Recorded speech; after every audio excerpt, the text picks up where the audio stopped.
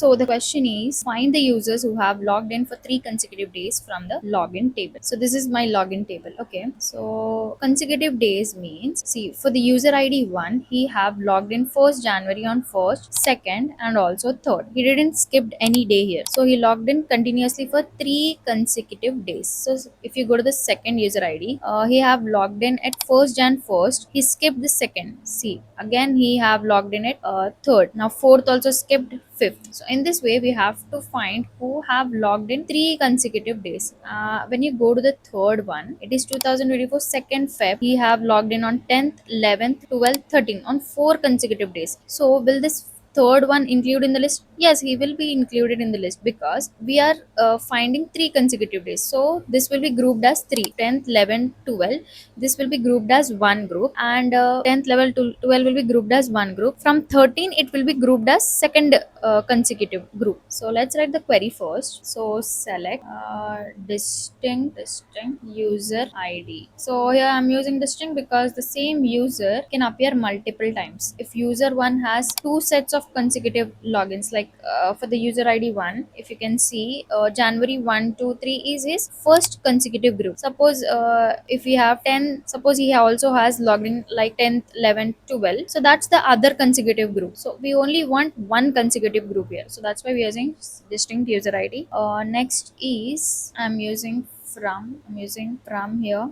We'll write a subquery here, and I'll give that subquery as name t, that is temporary result. In this subquery I'll write select user ID comma login ID. Sorry, not login ID, this is login date. If you can see login date comma, so here I'm using row number. Now over in this we will do partition by user ID, order by login date, and we'll name this as a day. Next thing is I'll take whole as this thing as grp, that is group, and let's go for the other thing. From where I want to take this, from logins table. Now we will group by what we are grouping it, user ID, and we are grouping it, right? So next is we are putting a condition having count. Having count that should be greater than or it should be equals to. So this is my query. So here this is a main logic here. Date sub, that is login date comma interval. This is a main logic here. See here inside the subquery I have used select user ID login date. Here user ID is used to identify the user, and login date, it is a, because our logic, overall the logic depends on this login date only. Next thing is row number. This row number, what it does is it gives a sequence number. Example for user 1, jan 1st sequence number 1, jan 2nd sequence number 2, jan 3rd sequence number 3. In this way it does. Next thing is partition by user ID. This means each user gets their own numbering. Like user 1 is 1 2 3, right? Again this is 1 2 3, row number 1 2 3. Again for the second user ID, again one. Third one is second. So in that way it moves. So the user one gets 1 2 3, and again the user 2 again starts from 1 2 3. You may think if everyone is getting 1 2 3, then everyone has 3 consecutive days. No, wrong. So that to differentiate only we are using date sub login date interval. We'll get to that. Okay.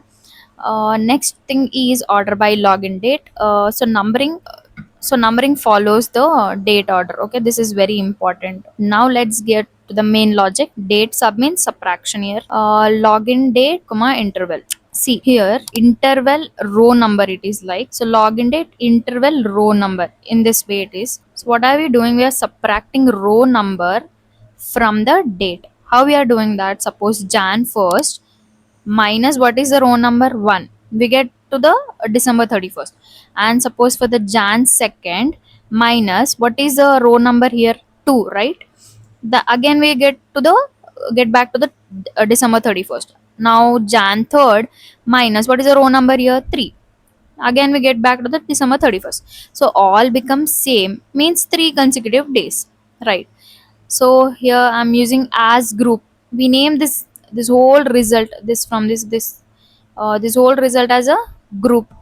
Okay. Now this is over, right? T I have given this further from this to here, from to this this is a temporary result. We are making this result as group. Now I'm using group by user id grp, that is group. So this groups the consecutive dates together.